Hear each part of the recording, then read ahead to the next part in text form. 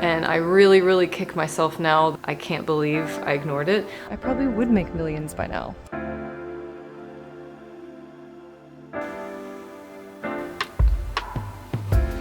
So 15 years on YouTube is not been a short journey. There's obviously more than just 15 years of filming on YouTube, and it most definitely is a long story. But I'm gonna keep it short, or at least I'll edit it short, in order to explain my whole journey and where YouTube has taken me, how it has changed my life, and where it's gonna be going in the future. So I'm gonna go all the way back to 2009. Back in 2009, I actually don't even know when YouTube started, but this was very early days of YouTube. The only thing that was on YouTube was just really amateur looking stuff, barely any editing, kind of funny videos. That was what you went to YouTube for. I was definitely aging myself a little bit by saying this. I was in college in 2009. I was in ballet. I'd been doing it for a few years, and at this point my teacher said that I was advanced enough in order to get pointe shoes. So anybody who is a dancer or was a dancer knows that sometimes it's really nice to film yourself. So I decided once I got my pointe shoes that I was going to film myself dancing in them to make sure that I had the right foot placement. I was over the box. There's all this ballet terms I'm saying, but basically just to see what my feet looked like in the pointe shoes when I was doing certain poses. So I created an account on YouTube. So I filmed myself in my tiny kitchen with my pointe shoes on this horrible linoleum floor just to see what my shoes looked like. I don't really remember the thinking of why I decided to upload it. Maybe I just wanted to see if there were other ballet dancers that were interested, but I decided to upload it. And I didn't check it for a while. And then like a couple months later, I had loads of comments. I had subscribers, which at the time I had no idea what a subscriber was. And I had loads of people commenting and giving me different advice, sometimes positive, sometimes negative. And I think that first video had something like 20,000 watches or something, which was just crazy because I just saw a number on the screen. I had no idea what that meant. And then I got my second pair of pointe shoes and I posted another video. I wasn't checking it by any means. I just literally posted it. I didn't edit anything. I think I commented back on a few of the comments. I had like no engagement. These are privatized now because it's really embarrassing. I'm like not even wearing that much in the videos. And yeah, these are not videos that you're gonna see coming back to my page anytime soon. But the important part of me telling you this story is the fact that I had an email asking me if I wanted to become a YouTube partner and start monetizing my videos. I had no idea what that meant. And in my mind, I thought this was some kind of a scam. Why is a website going to pay me money just to film whatever videos I felt like filming in my crappy kitchen in college, and I was gonna make money on that? I just thought it wasn't real. How do people make money on this? This is insane. There's no way that this is a real thing. So I completely ignored it, much to my dismay. I can't believe I ignored it.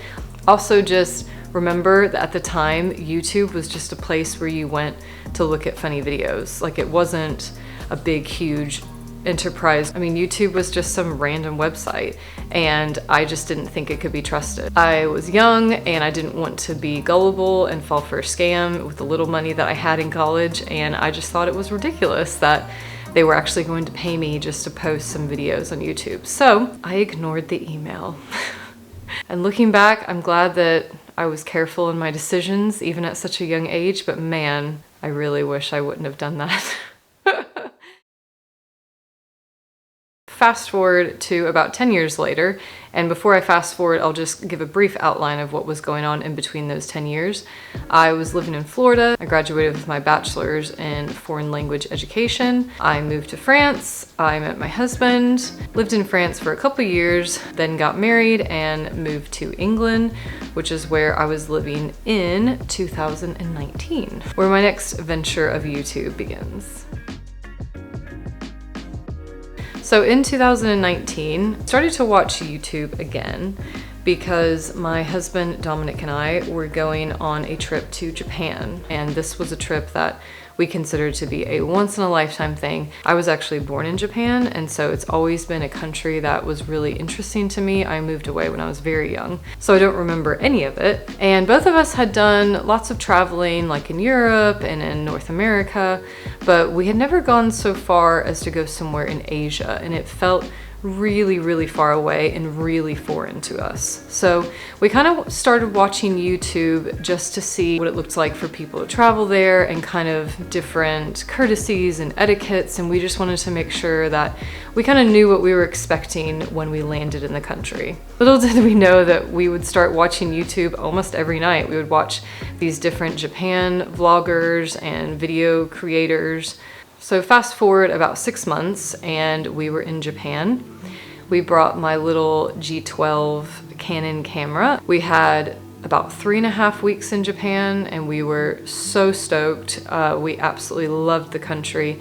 And we also decided, because we felt like it was going to be a once-in-a-lifetime trip, that we were just going to film everything. And we had no plans for what we were filming, but we just kind of wanted to remember everything and just kind of capture all the memories on this trip that we had been waiting for so long. So we just went out every day and filmed. We talked a lot of crap.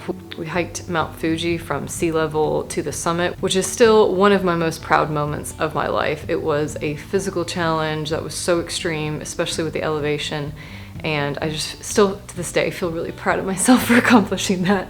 We just gallivanted around Japan for 3.5 weeks, filming everything and not really taking much into account, but just kind of thinking that these will be our memories for this trip. We got back from Japan in August of 2019, and I had all these videos and I had absolutely no intention of doing anything with them. I was just gonna put them on my computer and just remember our trip, basically. But then we know what's coming up next. 2020 happened. So in March 2020, the global pandemic of coronavirus started spreading. I was a teacher in a school that was so unbelievably unequipped for a pandemic. None of the students had laptops, and because I worked in a low-income school, a lot of the students actually didn't even have internet access at home. And basically, when the pandemic happened, they just sent everybody home and said, wait, we'll figure it out and we'll let you know what the next steps are. I went from being a full-time teacher to sitting at home. So I was trying to figure out ways to fill my time. At that time, I thought, I have all these videos. Maybe I could just edit them together and make videos of our trip and post them onto YouTube. Thinking that I would just share these videos with friends and family, and basically just compiling all of these memories in a better form. And why the hell not? I had a lot of time on my hands. And can I just tell you, I still have these videos up on my YouTube. They're just kind of nostalgic for me. And I did such a horrible job of editing them. I just let us ramble. Like, there were so many times where I just could have cut it. I just left everything in. I left us rambling. I left terrible camera work in. I put in some really horrible, like, Asian style music to go with it. I'm warning you here, if you go back and look at them, they are really, really horrible, and I know that. But you know, we all do things that we're embarrassed of at one time, so that was that. And I also think because I looked back at those videos, even shortly after I posted them, I just thought to myself, well, I guess I'm not a very good editor, I'm not a very good creator. So basically I had no faith in myself whatsoever, and I just posted those Japan videos and thought nothing of it. Pandemic obviously was starting to improve by that point, so I was doing more online teaching with my school, and so that was picking up. Shortly thereafter, went back into school as a normal teacher, somewhat normal teacher in a post-apocalyptic world, which was strange enough in itself. In the summer of 2020, after experiencing several lockdowns that the UK had put in place, there was finally a very small window in which we were able to travel. We couldn't travel far, but there were a few countries in the continent of Europe that were accepting travelers from the UK, so we took that to our advantage. We also decided to drive, so that way it would lower the impact of us mingling with lots of people. We mostly just did outdoor activities, which is something we enjoyed anyway. I picked up the camera again because I enjoyed filming our trip in Japan, and this was the first time that we were taking a big road trip throughout Europe. We actually drove from England all the way to Croatia over the span of like 3 weeks. And yeah, once again, I just decided to film it just kind of for the memories. And I did think that maybe I would edit something later on. But to be honest, I didn't film lots of things. I just kind of filmed randomly here and there every other day as I felt like I wanted to. Then when I went back after the trip and I tried to edit together something, I just didn't really have anything. I had so many gaps in between everything that we did, and so I didn't edit together anything. But I am so happy. Here I am, almost 4 years later, I get to use some of this footage. So I hope you've enjoyed the little bit of footage that I have to Croatia and Slovenia. Probably never see it again. 2021. So this was the year that we picked up and moved from England to where we are now, California. I'm sure it doesn't look like California from what I'm wearing and the weather outside today. I have all these crazy things called atmospheric rivers that are coming in. I don't know. Anyway, so 2021, we moved to California. And since then, because I am not from the West Coast originally, so we moved to California. We do lots of trips. We go to lots of national parks. I also got the opportunity to go back to Japan, which was amazing because my husband's over there for work. And I continued on solo to Seoul and to Singapore.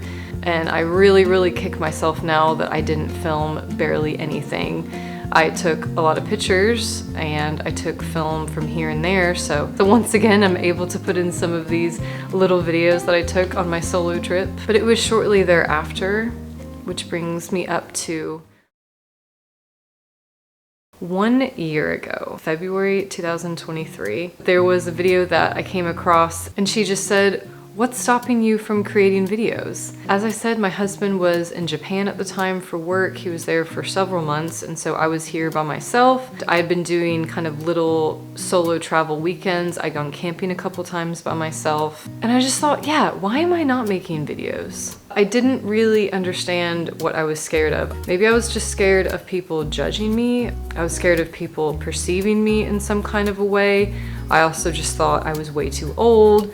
No one would be interested. I don't know. I had a lot of doubts in my mind, but then a switch just flipped. And all of a sudden I just decided, who cares if people watch my videos or not? I just thought at least that it would be a fantastic way for me to document our time in California. I feel like I had so much knowledge to share on living sustainably and camping and planning for trips and all of these things that interested me.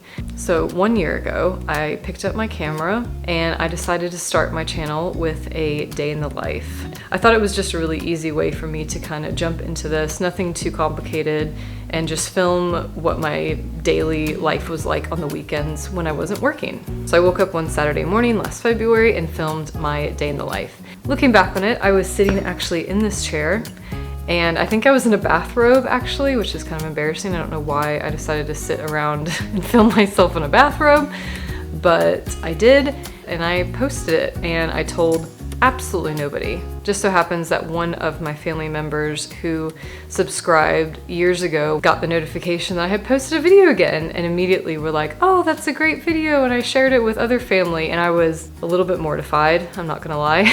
I was hoping that absolutely nobody that I knew would watch it, but at the same time, I thought this was a great way to kind of challenge my introvertedness, because I am definitely an introvert and I second guess myself all the time, and I thought this was a great way just to kind of put myself out there and try not to care. So here we are, a year later. I did have somewhat of a loose goal to be monetized by a year. I knew that maybe it wasn't going to be completely possible because I still work and I didn't want to put loads of money into YouTube. I still haven't put loads of money into YouTube. I feel like I've definitely learned some things. When you look back at my videos, even from a year ago, I hope that I am a little bit more confident. I'm still working on vlogging out in public. I definitely have shame. And I don't want to be perceived as that annoying influencer out in public when people are just trying to enjoy their day. But at the same time, I would love to make this something that is viable and creates money. and enables me to quit teaching after all of these years. But yeah, it's been a good journey. I think at times I definitely could have put some more energy and effort in, but a lot of that is just my own self-doubt. Hopefully even making this video is going to kind of instill this somewhat of a false confidence in myself. Although it has been 15 years, no, it has not been 15 years of me consistently posting to get to less than 500 subscribers. I hope that this growth is just going to be exponential, and pretty soon I could put more effort and money and energy into this. I have a lot of plans for this year.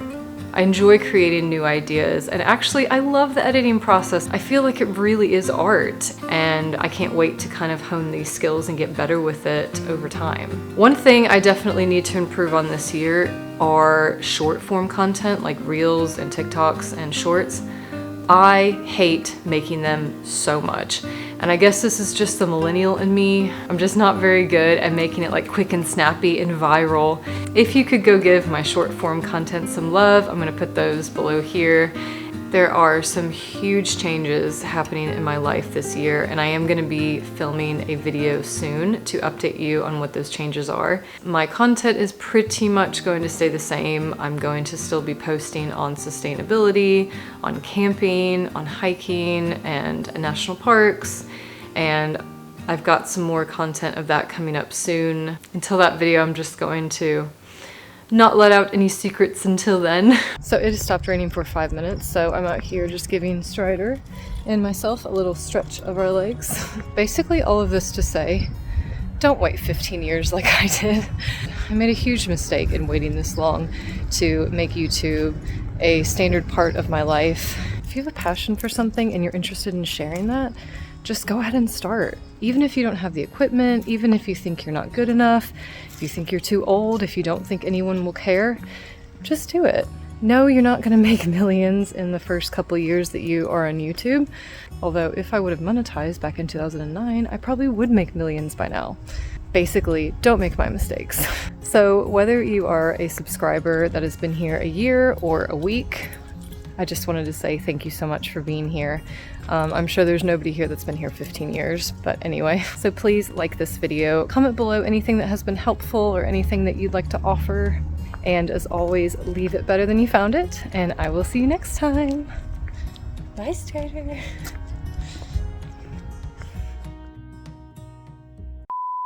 Like any good millennial, I've got my coffee ready to go. Why do I say "and" so many times? Eh. Oh God, it's so cold. I don't care. I don't care. So whether... Puppy.